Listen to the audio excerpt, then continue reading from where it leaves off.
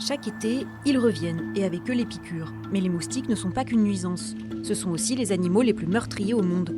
Chaque année, ils sont responsables de près de 760 000 décès, car ils sont vecteurs d'environ 17% des maladies infectieuses, comme la malaria, la fièvre jaune, le chikungunya ou la dengue. Au Sri Lanka, l'épidémie de dengue s'accélère. Plus de 60 000 cas ont déjà été recensés cette année, soit 2 fois plus qu'à la même période en 2025. 49 personnes sont décédées. It's partly related to our monsoonal rain episodes. So these days we have just finished the southeast the monsoonal rains, and following that there had been increase of mosquito breeding sites, particularly the specific mosquito, the Aedes mosquito breeding sites, and that had led to the rapid rise of dengue cases.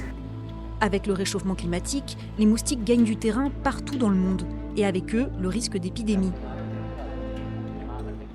En Afrique du Sud, par exemple, des cas de paludisme sont recensés même en hiver.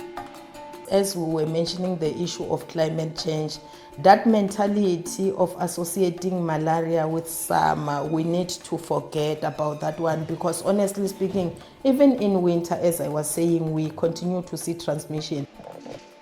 Pour se protéger, pas d'autre choix que de pulvériser des insecticides.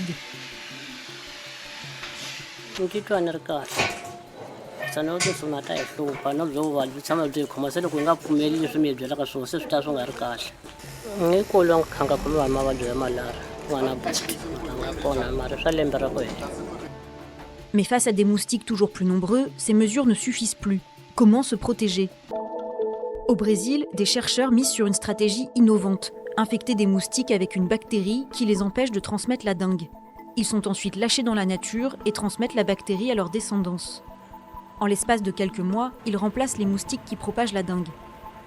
Mosquito é método natural, autossustentável, porque a gente faz a implementação e não precisa mais voltar, e é seguro, porque a Wolbachia não passa para as pessoas, não vai causar doença para a pessoa, não vai causar nenhum problema para o meio ambiente e nem para outros animais. Selon une étude publiée en 2025, la libération de moustiques infectés a fait chuter de 89% les cas de dengue à Niterói. 15 pays utilisent déjà cette méthode, mais son déploiement reste complexe.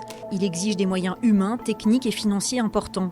Et parfois, les obstacles sont inattendus, comme à Rio où la violence dans certains quartiers a empêché des lâchers pendant des mois.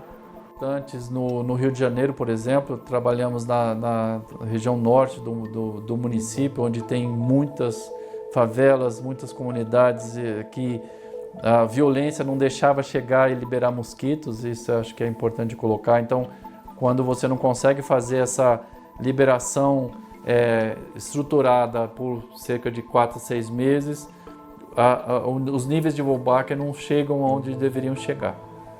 Acredita que a gente pode reduzir muito a incidência, mas precisa continuar fazendo, trazendo outras estratégias para que em conjunto realmente tenha efeito desejado, realmente. Autre stratégie, la stérilisation. À Montpellier, l'usine Terratis est spécialiste. Il y a différentes approches pour de la technique insectile. Nous, on stérilise les mâles en les exposant à des rayons X.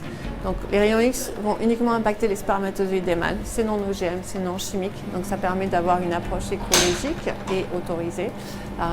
Les mâles vont s'accoupler avec les femelles sauvages, mais elles ne pourront jamais avoir d'œufs.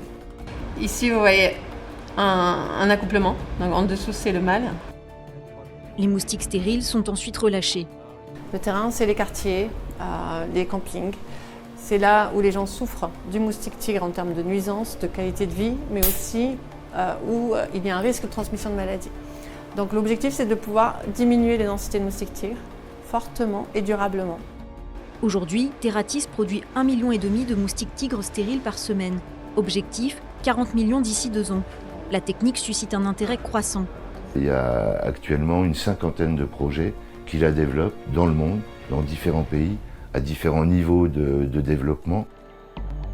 Comme pour la méthode du moustique infecté par une bactérie, cette stratégie se heurte encore à des contraintes logistiques et financières. Multiplier les approches, poursuivre les recherches, notamment sur les vaccins, reste indispensable. Mais au-delà des avancées scientifiques, le succès dépend aussi d'un engagement politique durable et de l'adhésion des populations.